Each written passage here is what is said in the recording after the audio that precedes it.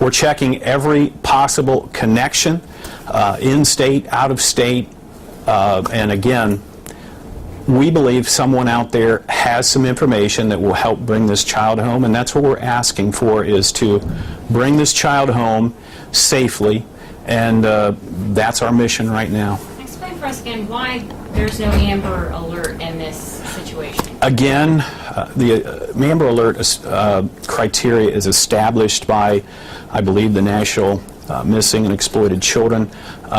They said that it would not qualify for an Amber Alert because she went willingly. And, you know, is there a concern at this point, too, that with the intense media coverage and scrutiny this case is getting, that he may resort to very desperate measures at this point that aren't necessary, considering he's not facing that much additional time? That's been our concern from the beginning. When he fled, he put her life at risk and others at risk, and that's why we called off the pursuit. We wanted this, and we always and still want this to be a safe outcome. We want no one to get hurt, and that's why we want him to surrender, and we want to make sure that this child gets back to her family, and that we have a positive outcome to this.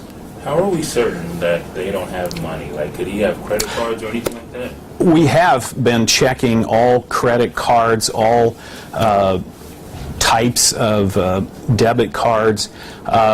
Again, we only have the information of the money that he had when he left, but if someone is helping him or has helped him, they could have loaned a credit card, they could have loaned cash, gotten cash, and we don't know that. We're asking for someone to step forward and give us the information to make this come to a peaceful resolution. But we know he didn't have any credit or debit cards at the beginning.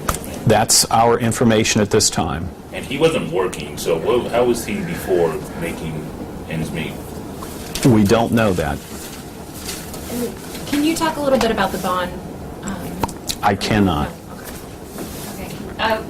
Talking about the concerns of just how desperate these two might get, though, at this point. I mean, we're talking more than 48 hours that they've been on the run, and like we said, intense media coverage has gone national at this point in time. It's got to be putting a lot of pressure on them. Are you concerned that they might take desperate action just because of that to make this worse? As I've said 2 days ago, I am concerned about that.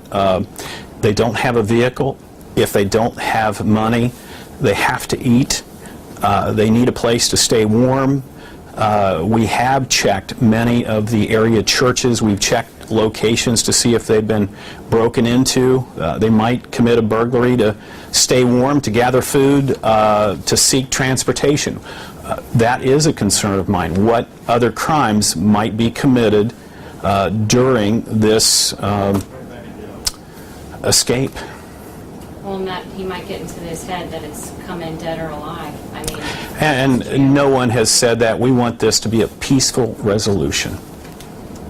And I have another question for you, Sheriff. Went out of my head. Hold on a second. Oh, we all know that the first 48 hours. This is what you always hear. We're past that now. I mean, are you concerned about losing the trail? I have been in this a long time, and I know that the first 48 hours are very important. But I have reached out to the U.S. Marshals, the FBI.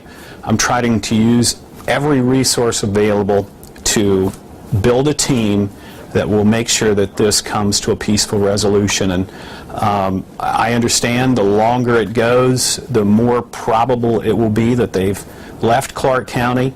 But with the resources we have, I think that no matter where they go, we will find them.